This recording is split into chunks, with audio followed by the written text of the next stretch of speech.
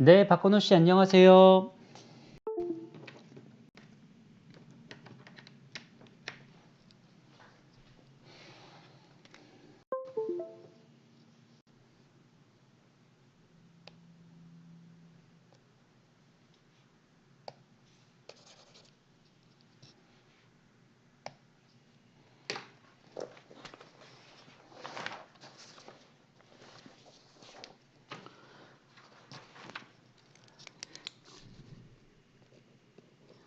네, 정상목 씨 안녕하세요. 한성민 씨 안녕하세요. Okay, this is already 9 o'clock, so let's get started today's lecture. Oh, so how was your homework number 2? So I wanted to ask you whether you suffer from certain difficulties to solve homework number 2.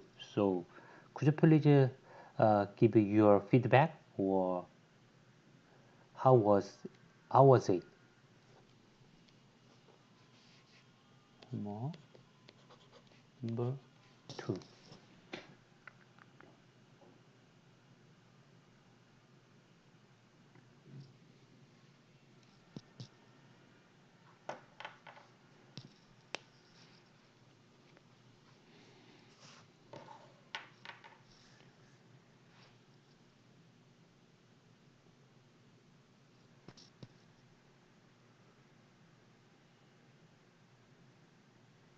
Okay, Mr. Han, thank you.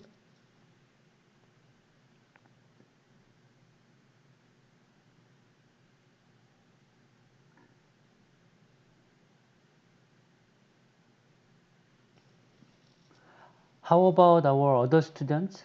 So please let me know whether you had some difficulties. Okay, so Mr. Jung, thank you, and Mr. Park. Okay, so okay, good. So let's go to our lecture 2. So in the lecture 2, we have discussed about the integrated form of Laplace equation, especially in a range, in a volume range called omega. So let's repeat it again. This is our original Laplace equation, and around a certain node point, we wanted to perform the integration, but still the right hand side becomes 1, and by applying the Gauss law, then Gauss theorem, then we immediately have this form, and this is S.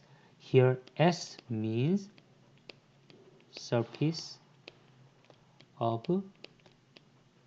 omega, so that will give us a certain hint for how can we discretize our Laplace equation. So after discussing the integrated form of Laplace equation, then we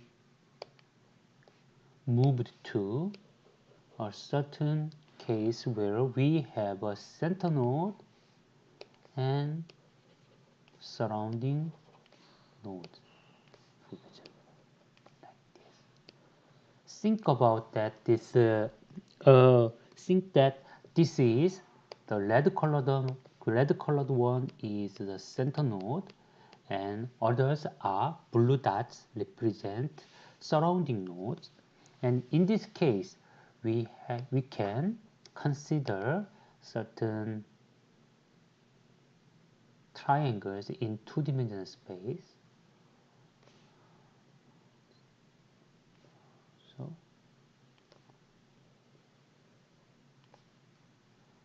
you can think about several triangles around our center node. Then natural question is, how can we set the omega. So by depending on the shape of omega, our form, integrated or discretized form, will be different.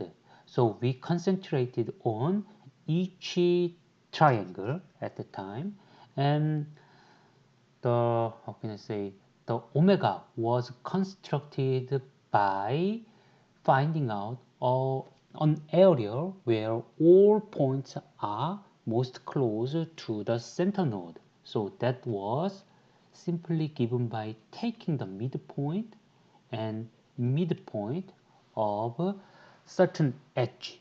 So edge means that here the center point and surrounding point, their connection is called an edge. So we have to understand this is an edge and this is another edge.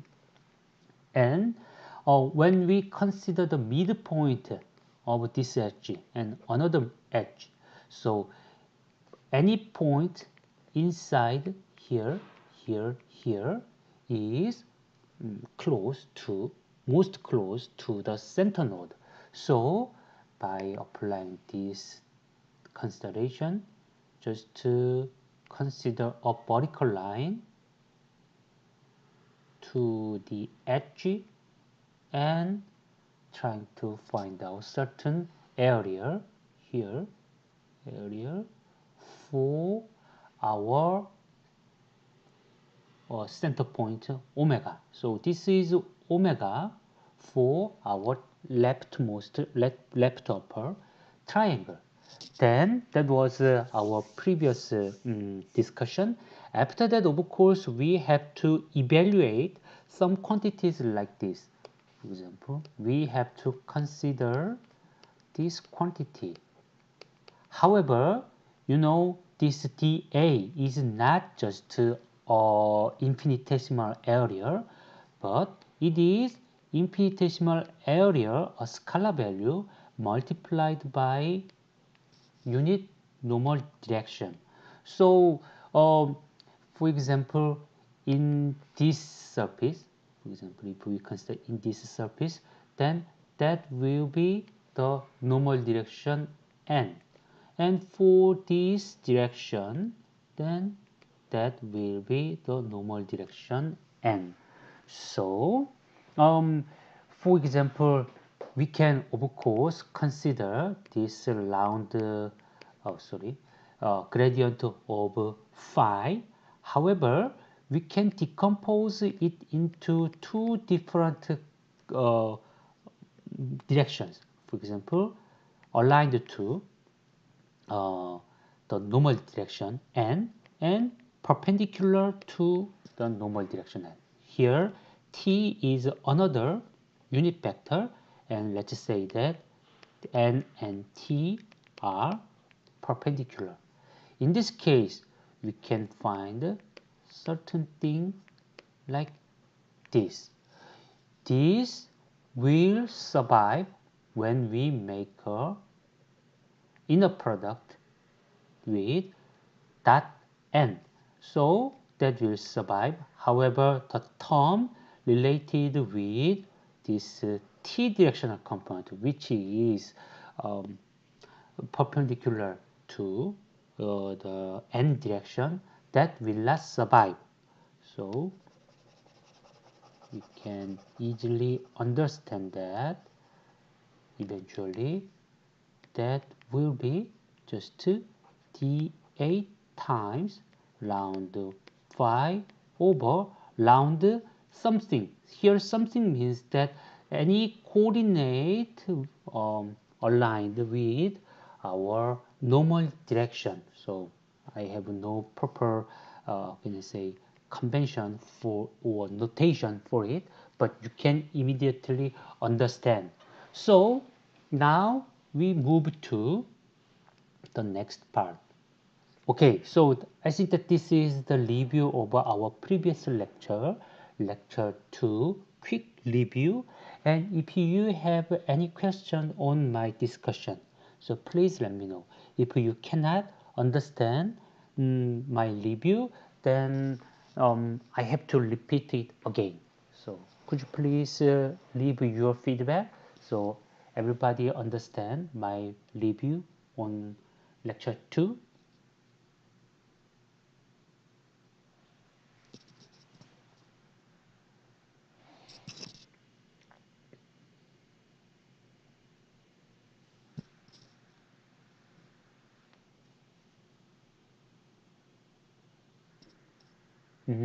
Mr. Bach, thank you.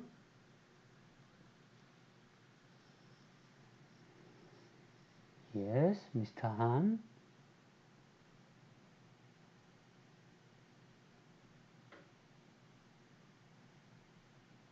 Okay, so now let's go to multi-triangles. So previously we consider a case where only one triangle exists in our simulation domain. So today we will expand it to multiple triangle cases. Okay, then how about this one? How about this, how can I say, uh, right upper triangle? In this case, if we have to define our omega for this triangle, of course we will follow this way. Find out the midpoint of a certain edge and also find out certain midpoint. Okay, then take the perpendicular line and take the perpendicular line, and their meeting point will be defined, and of course we will call this area as our omega once again for our another triangle. So why don't you just keep this philosophy? So may I?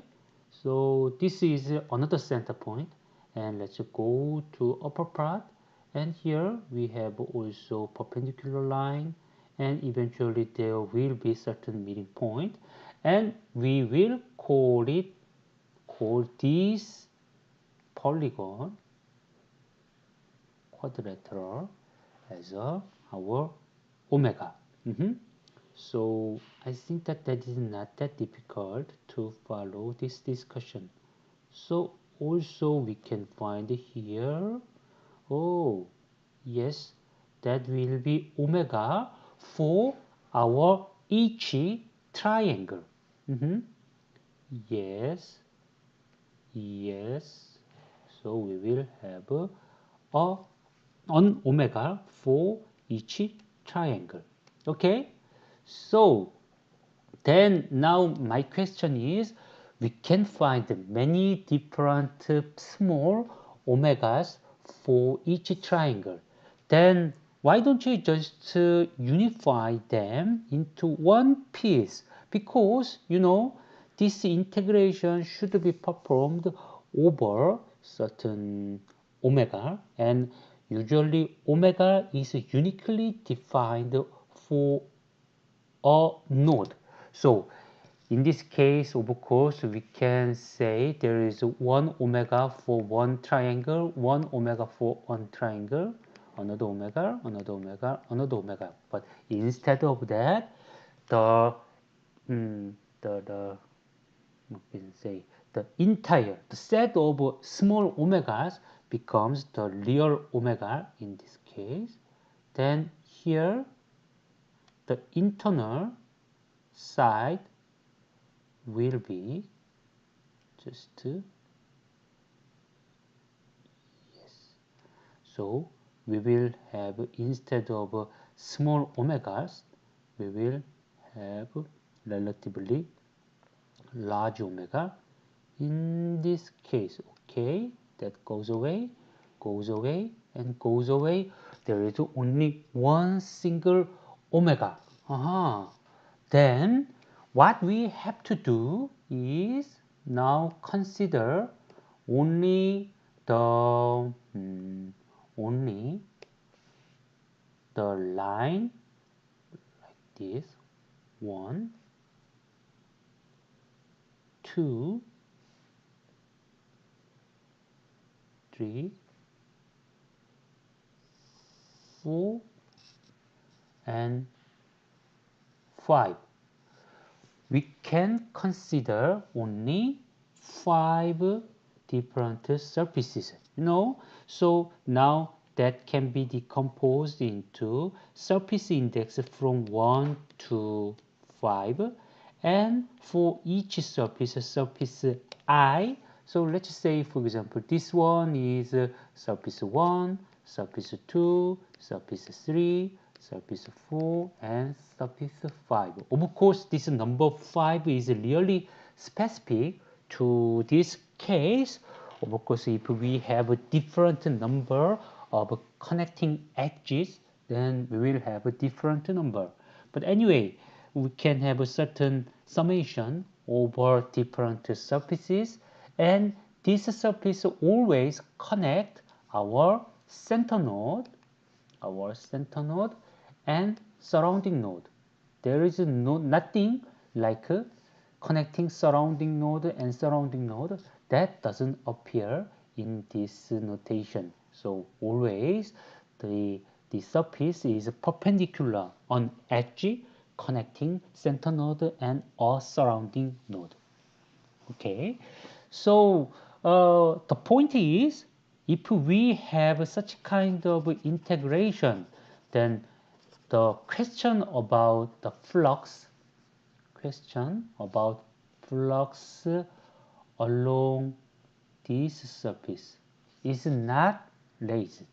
Also, what is the flux along this surface? This surface and this surface. The important question like this can be effectively avoided. We can just ask to ourselves, just what is the flux between our center node and surrounding node? And that can be easily approximated as, for example, let's say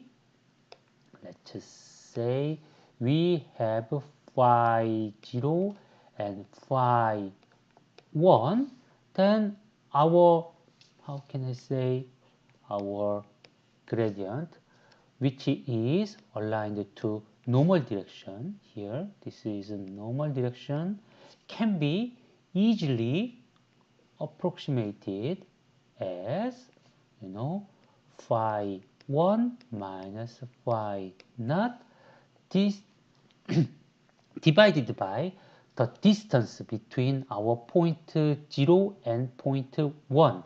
So it can be written as r1 minus r naught, so their distance.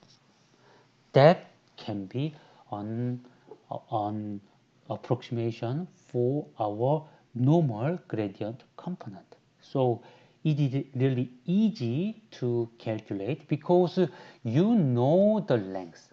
Yes, this length or this part is really known to you. So you can just treat your phi 1 and phi naught as unknown variables and just collect them all, get a system matrix, and by solving that matrix equation you will get the solution for phi sampled phi values. Okay, so I just in this at the first part of this lecture, I just expanded our previous single element based discussion to multi-element based discussion. So simply speaking, when we have multiple elements around at a center point, then the omega, the control volume omega, should be generated same way for each element. Just collect the omega which is closest to the center node, and by summing them all area, then you will get the omega for our center point. Then after constructing your omega, then you will find that actually this omega contains only the the surfaces which are perpendicular to edges connecting the center node and our surrounding node. So the discretization of a gradient of phi can be done quite easily. Okay, so this is a really direct expansion of our previous discussion to more general cases. Okay, so I think that is all for the first part of our today's lecture. So please let me know whether you have any question on my discussion. So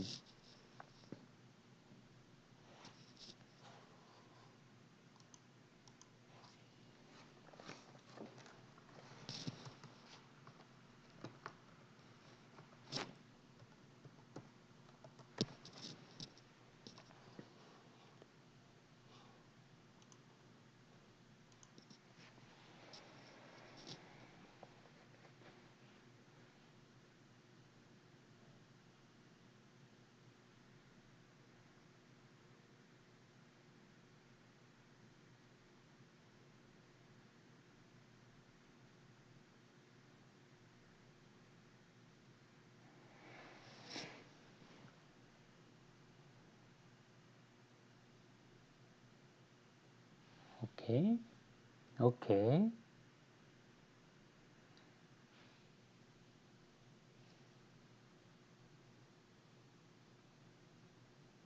Okay, okay, but whenever you have a question, even during my derivation for something or explanation for something, then please interrupt me anytime you wanted to.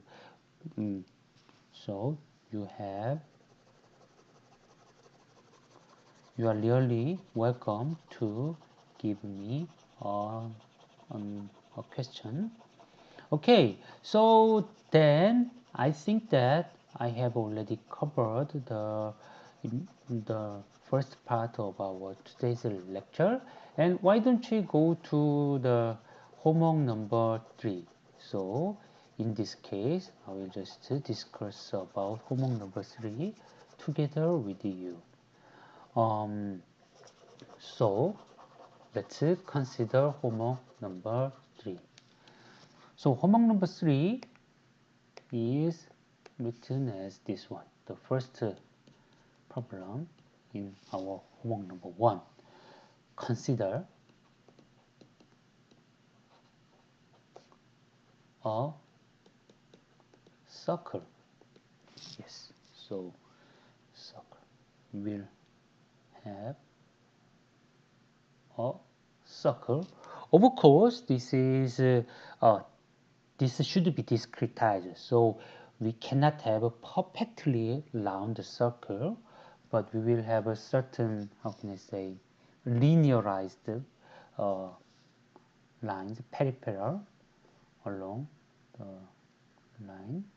So think about this one. On top point, you have a discretized point. Also, bottom, also you have fixed discretized point. They are given, and depending on the on your parameterization, so please introduce certain points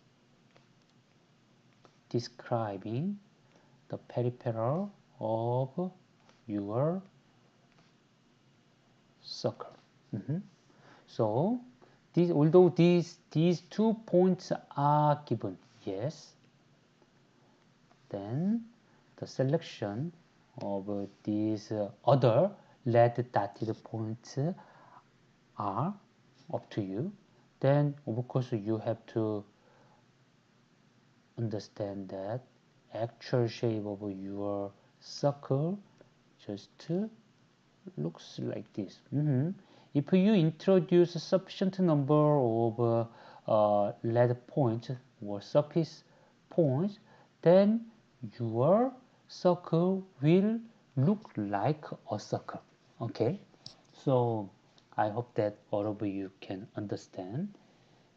Now, Of course, in here we have an empty place. So up to now we have not introduced dots, but please fill this surface with your dots. For example, you can follow in this way. Here, here. I have no predefined way to fill this empty space, the interior of a circle. So it really depends on you. Then please make certain mesh. So this is mesh points, and of course you can connect them, for example, like this.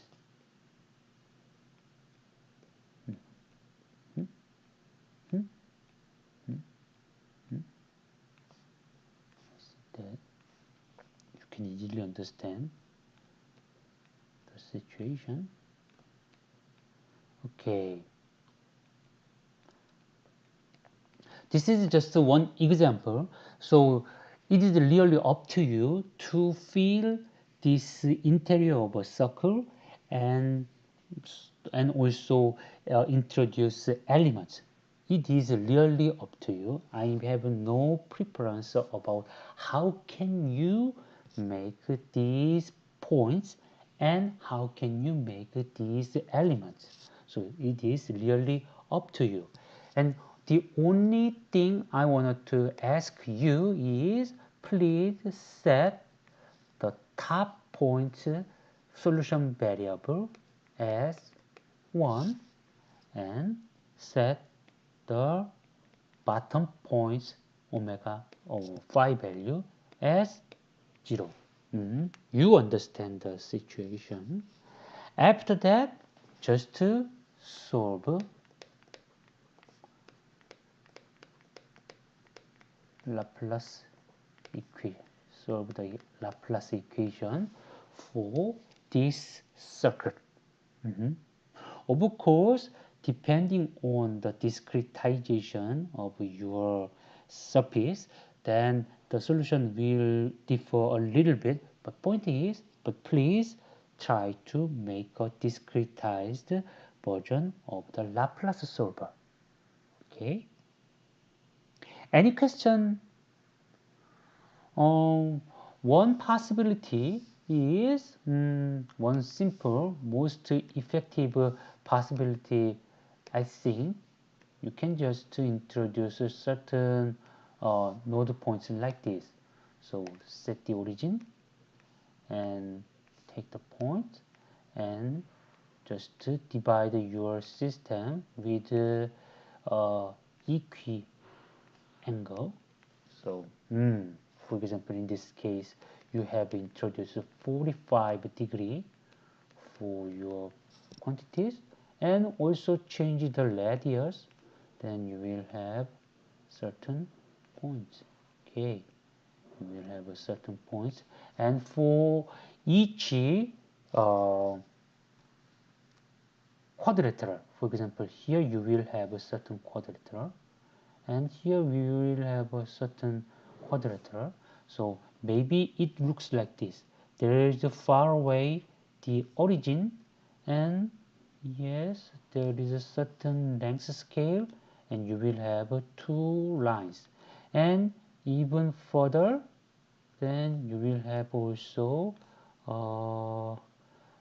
two dots, and they should be connected in this way. So you know it. So then, based upon this one, you can divide them into triangles, two triangles, and try to calculate the Laplace equation. Well, this will be a certain way, and please find out your way to solve the Laplace equation. That is my first homework for homework number 3. So homework number 3. Since we have 5 days remaining, so we will have multiple problems. So this is the first one. Okay, so could you please give me any question on the homework number 1? So I think that this is non-trivial, and depending on how do you discretize you or introduce your mesh point, so the solution will be affected. So could you please give me a question on homework number 3? So problem itself is quite simple. Now domain is a circle, and the boundary condition is also, yes, also top equal to 1 and bottom equal to 0. And obvious question is, how about these points? For example, here, here, here, we have also certain points or certain surface. Then how about the boundary condition for these surfaces? Of course, even for these surfaces, please apply homogeneous Neumann boundary conditions, please. Just like a previous problem, you don't actually have to worry about the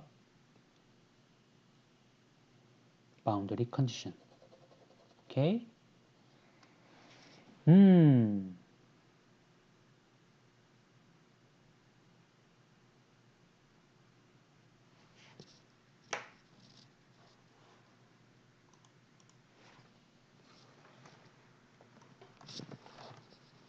Okay.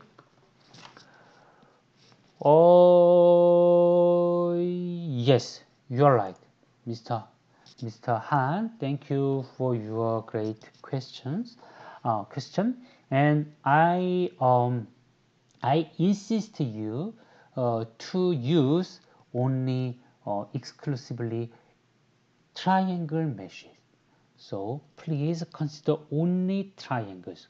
Of course, you can say that, oh, it is better to use, for example, well-defined structured grid for this system. However, so please be general. So instead of any other polygon available in this case, just please use this triangle grid. For example, if we consider this one, then maybe you can also try to consider such kind of what can I say? How can I say this? Cylindrical boundary condition, cylindrical coordinate system in 3D, or in this case polar coordinates in 2D case. However, that is not recommended. So please just to use your triangle grid. Okay. So, Mr. Han, is it enough to your question? So, I wanted to ask you just to use only triangles in your system instead of course, you can consider internally, you can introduce such kind of square or rectangles. However, please do not consider them as perfect square or perfect rectangle. Please divide them into two pieces and have two triangles inside it. Okay, thank you for your good question. That is a really practical question you can have. And any other question from students? For example, Mr. Chong or Mr. Park, are you all okay with this homework number 1? So please have your time to consider the homework number 1. So problem number 1 of homework 3.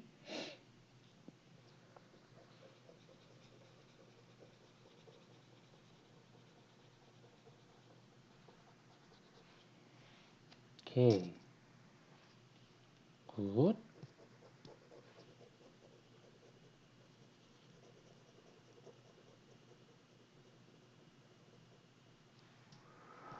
Okay, Mr. Park. Okay.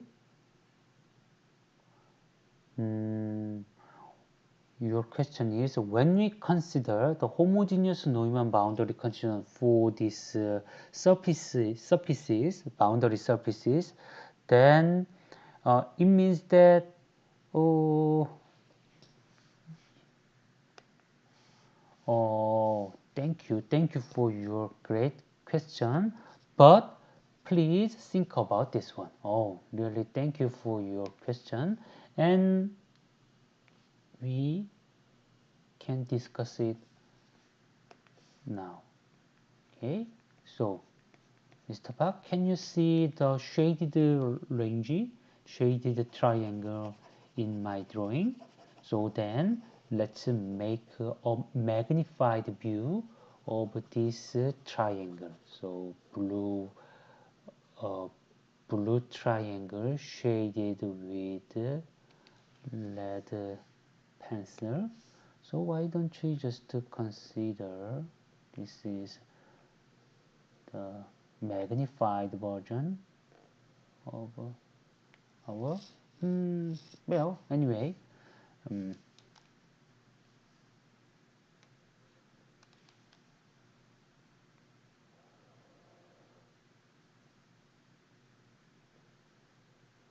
okay, so you can now understand this is a magnified version of our triangle.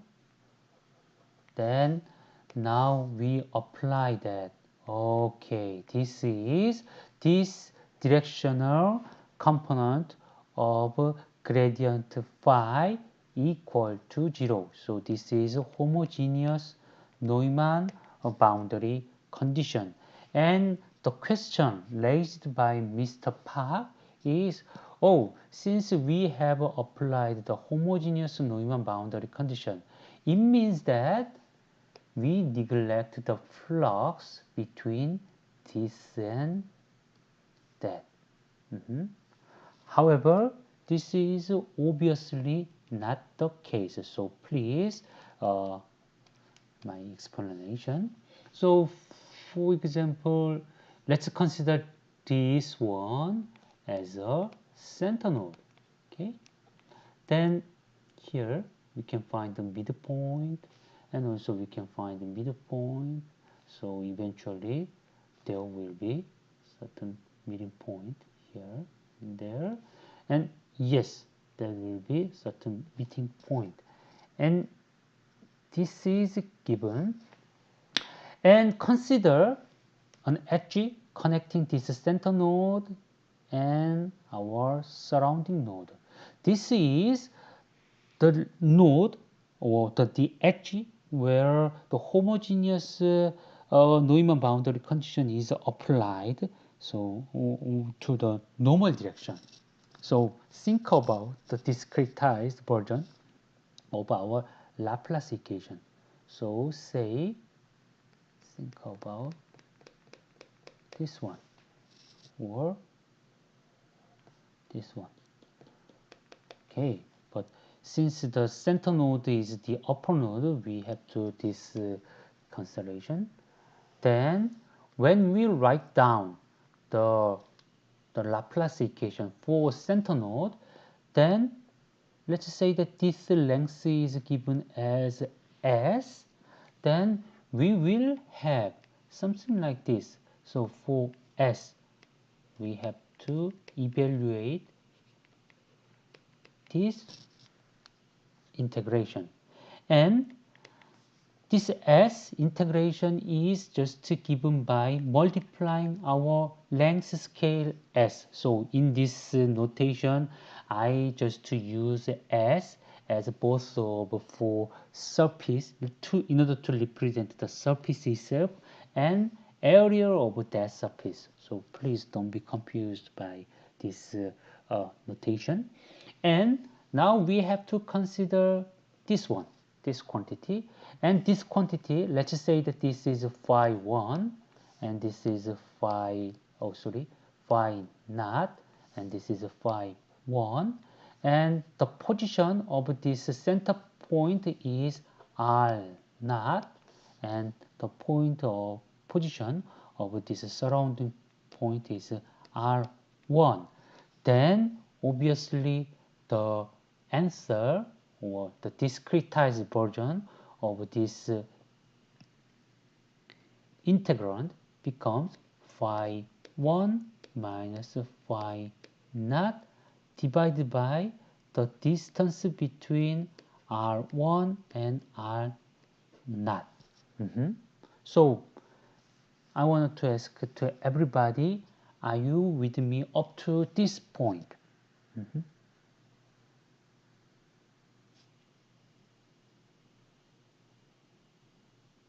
Especially Mr. Park. So do you agree that in this case, the contribution from this S surface should be discretized in this way? Do you agree with okay, this approximation? Yes, but think about the homogeneous Neumann boundary condition we have used. So where is it gone? It is not for this S surface. So this is for the homogeneous Neumann boundary condition is applied to where? So please have a look at. We have another surface. So this surface is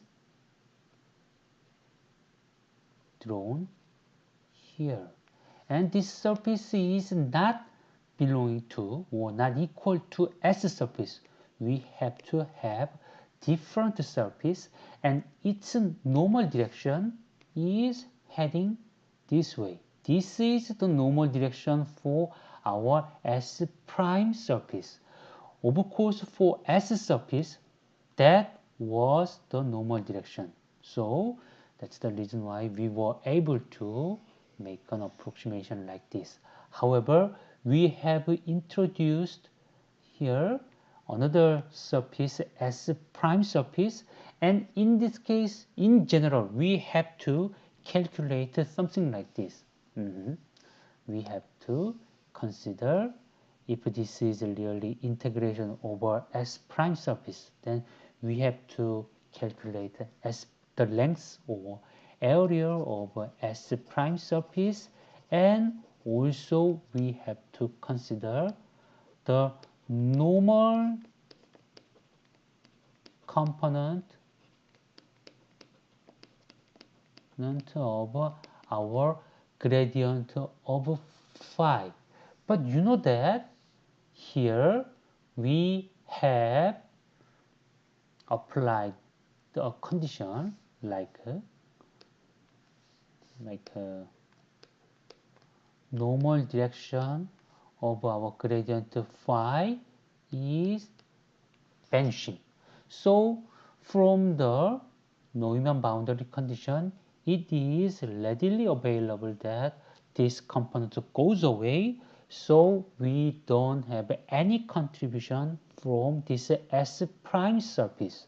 So now let's come back to Mr. Park's original question. So yes, we have applied the homogeneous boundary condition or homogeneous Neumann boundary condition for this S prime surface, but that does not mean that we have neglected the flux which is perpendicular to our S surface. So the answer is no, we don't neglect the flux between R0 point and R1 point. That can be my answer to your question. Okay, Mr. Bach, so is it enough for your question? Or if you have additional question on this stuff, please let me know. That is a really good question anybody can have. And also other students, two other students, just like Mr. Park, please try to give any answers. If you have, then I can answer your question as much as possible. Okay. Okay. So if all of you are satisfied with this homework number 1, then please spend your time to perform the homework number 1. So I'm afraid that although all of you, 3 students, did the homework number 2, but extension to the multiple device or multiple elements will not be that easy. For example, if you introduce many different points, then previously you had just one single point as a solution un unknown variable. However, now you will have so many points, so you have to anyhow build a matrix. So making the matrix, and first of all you have to align them. I mean that if this is your point 1 and if this is point 2, 3, 4, yes, how can you assign your unknown variables? So usually depending on your index number, so phi 1, phi 2, blah blah blah, and for example let's say that this is your last point, the nth point, and you can assign nth point phi over n, phi sub n, like this. So but this is really up to you. So you have several points and they are not aligned in a clear way because you just introduce them. So there is no general rule for label them. So the number will be assigned by yourself. So please be consistent with your own labeling strategy. Okay. Then also making the system matrix will not be quite straightforward. So you have to be careful to make the code. Okay. So if you don't have any further question, then although I expect that it is not that easy or trivial to all of you, but I will just leave it to you. So please try to solve your homework number 3, the first problem. Okay. Then let's go to our second topic. So what was our first topic? The first topic was extension to multi-element case. Yes, that was not that difficult. At least you can just copy and paste your previous work to multiple nodes, and the omega is just expanded as the same way. So for each element, please try to small parts of your omega and combine them all. Then you will have the omega for your center node. Yes, that's it for your consideration. Okay, then my next question is, now you have to, yes, homework problem 2 is, now you have to implement your own capability to lead a structure. So why don't we have a certain convention for our structure? So in this case, in homework number 2, you don't have to do any calculation. Just to read a structure. Then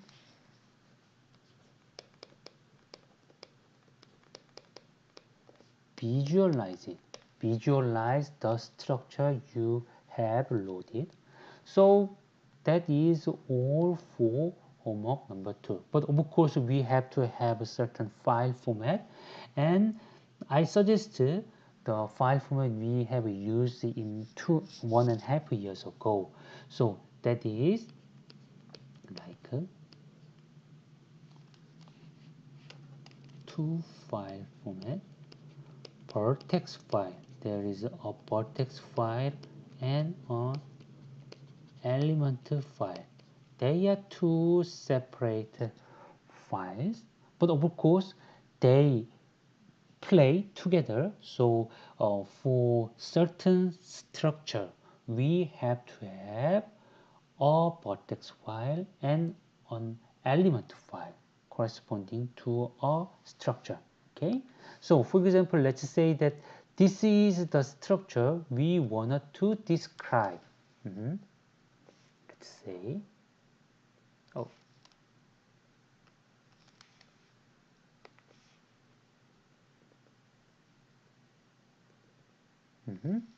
then say this is 1, 2, 3, 4, 5, 6, 7. There are 8 vertex points. So here we have 7 different vertex points, and of course we have 5 different triangles. So the vertex file and the element file just to describe so points are described by this vertex file, and here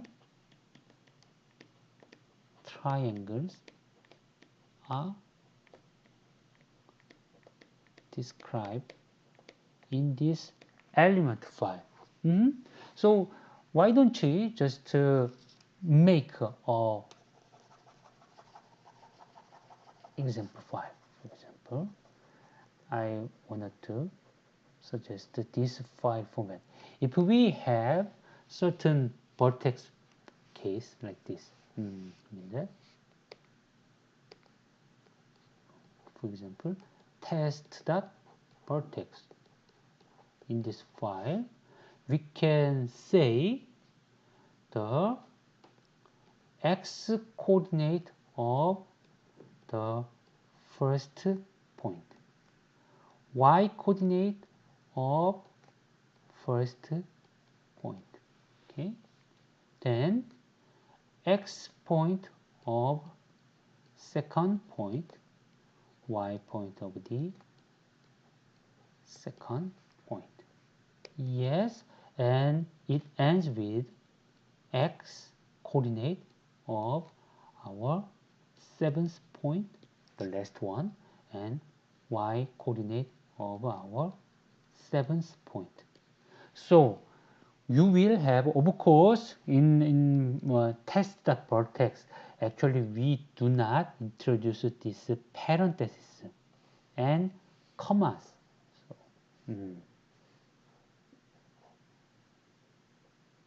So because that will just increase the size of file. So just containing 2 double precision numbers, two numbers for each row. So this is the first row, and this is the second row, and this is the 7th row. So think about this one.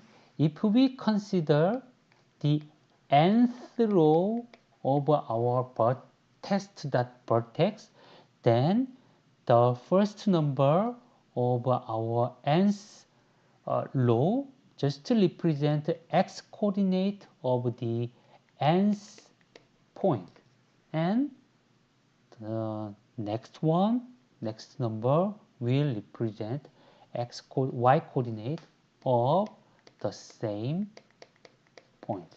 So then, how about this? I can give you more concrete example. Let's say that a dot vertex is given as 0, 0, 0, 0, and 0, 0, 3, 0. Then minus 4, 0 or 4.0 and 3, 0. Let's say we have 3 rows in the a dot vertex file. Then my question is, please draw those points. So you have a file, text file, then please load those points and draw it or draw them. Then obviously the answer should be what? The answer should be, yes, draw one point at origin and another point in 0, 3, 0, 0, and there will be another point like this.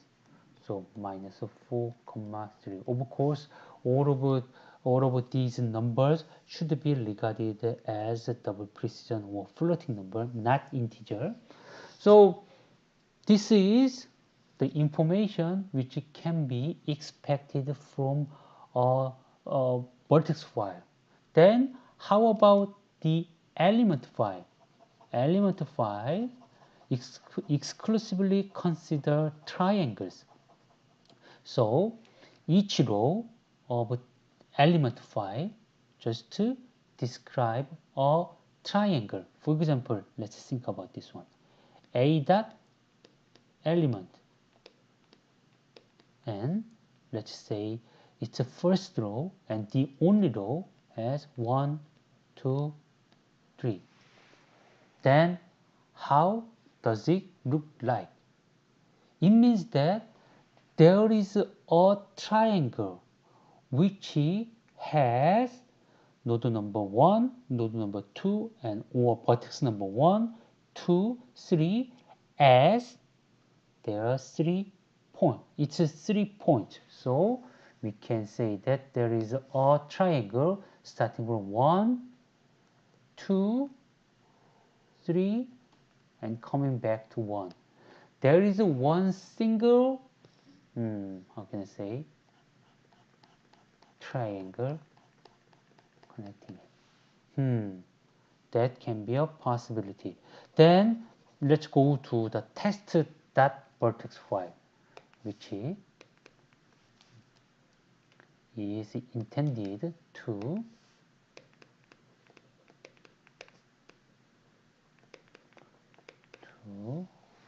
describe this polygon. So polygon shown here. Let's say that you have already made a good test.vertex file. Then please specify your test.element file, not vertex file. Element file. So file. How can you calculate it, or how can you describe it? So could you please give me an answer? So please have your time to your answer.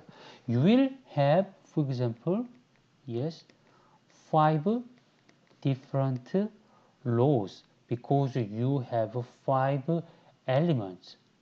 So could you all of our three students, could you please write down your own answer in the chatting window? So I'm just curious whether you are more with me or not. For example, when you just say 1, 2, 3, then immediately it means that you have introduced a triangle like this. Then, for example, if you have 1, 3, 4, then you have 1, 3, 4. You will have another triangle. So please, you will have 5 different rows. Then all of you, please try to type them all.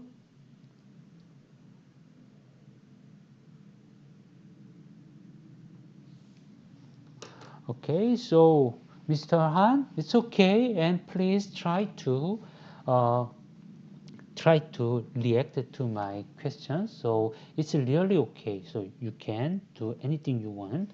So please, other students also, could you please write down your answer, just like Mr. Han. So Mr. Han typed 1, 2, 3. Yes, this is corresponding to our triangle here. So we can draw many other uh, many other means that 4 more lines. So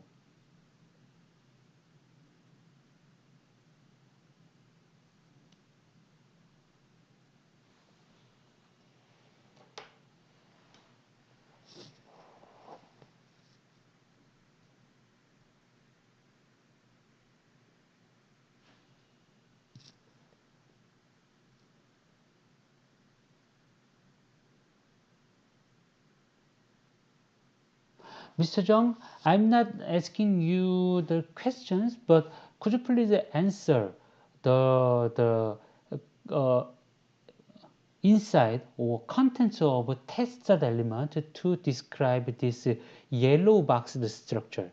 So I wanted to ask you, for example, your answer should be 1, 2, 3 for your first element, and yes, just like other numbers.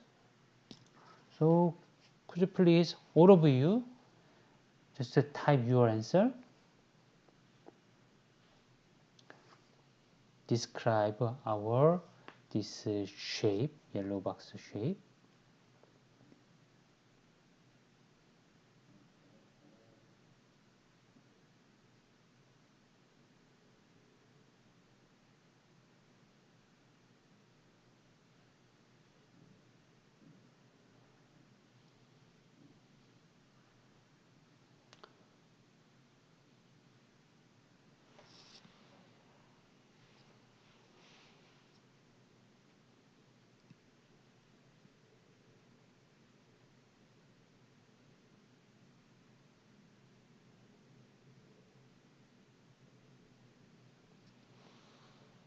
Okay, so if you feel this is too difficult to you, then please let me know so I can repeat. But if you can solve it, then please respond to my question. So how can you introduce other 4 lines or 4 rows for test that element file in order to specify our polygon?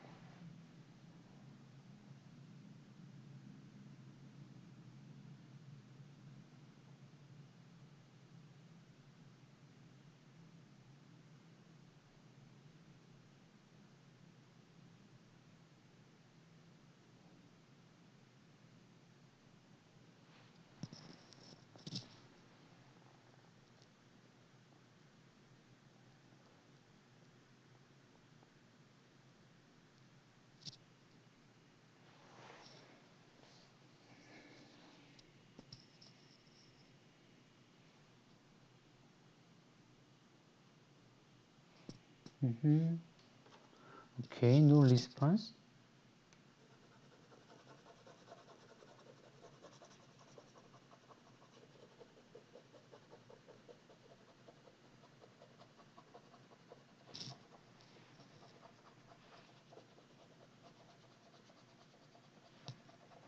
Okay, it seems that you are lost somewhere. So please let me just come back to our example. Let's say that we have 4 points in our simulation domain. So 1, 2, 3, 4. And let's assume we have two triangles like this. Then for these two triangles, in order to specify these two triangles, we have to say 1, 2, 3. So we have to say 1, 2, 3, and 1, 3, 4. So 1, 3, 4 will describe the two triangles, blue triangles shown here. However, let's consider the other case, like our triangles are introduced in this way. Then how about our element file? In this case, we have to say that sorry about that. We have to say 1, 2, 4. So 1, 2, 4, and 2, 3, 4. 2, 3, 4 will be the correct description of our element file. So although they share the vertex points like 1, 2, 3, 4, however, depending on how we construct triangles, our element file can be different. Okay, so then let me just come back once again. So I will give you another question. I think that our previous polygon example was too difficult to you. So then why don't you just go to more simplified version? Like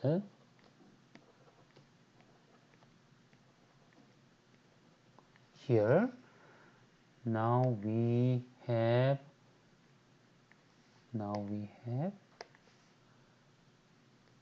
this or triangles like this, and say number 1, 2, 3, 4, 5. Then obviously we have to have 3 triangles in this example. So everybody please write down your element file. So could you please? So how about your element file? You should have 3 different lines. In this case, one. So thank you, Mr. Han. 1, 2, 4, 1, 4, 5, 1, 3, 5. Okay, good. How about other students? So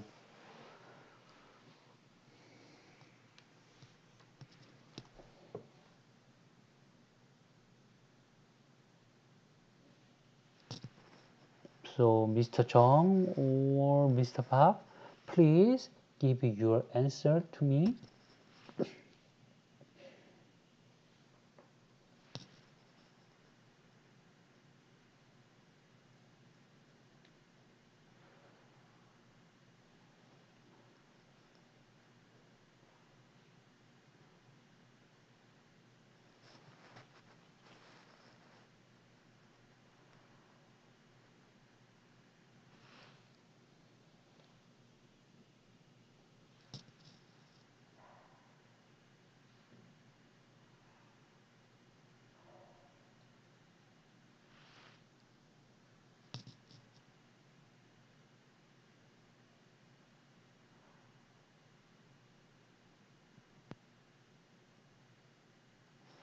So Mr. Park and Mr. Jung, are you there?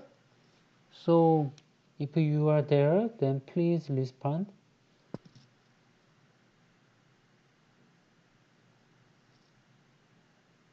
Oh, um,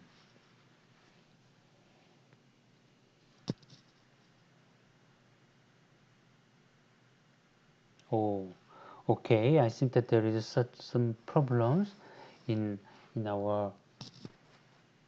Oh, okay. I see. Thank you. Yes. So now, since two other students cannot uh, type. Yes, Mr. Jung, I can see. I can read your chatting now. So could you please answer your question? Your answer my question.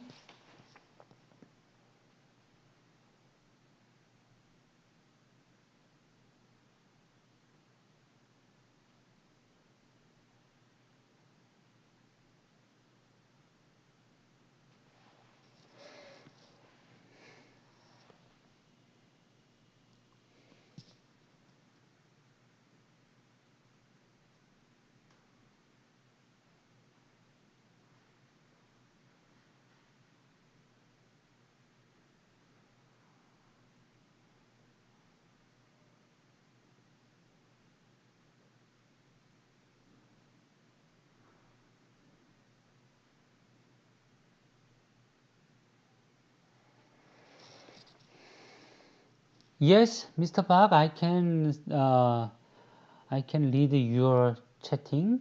So, Mr. Park, please write your answer. If your answer is not typed at all, then I can proceed without your answers. Okay, so maybe the two students have some problems in typing their answers.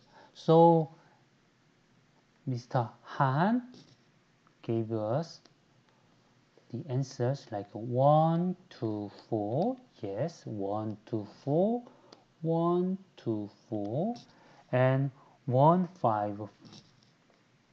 Yes, I cannot read your answer. Okay,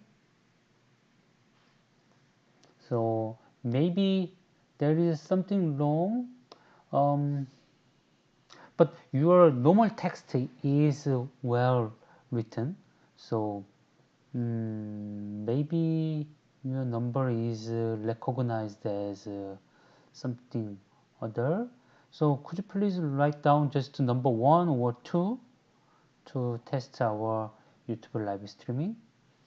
So for example, okay, okay. Mm-hmm. So I'm curious why we have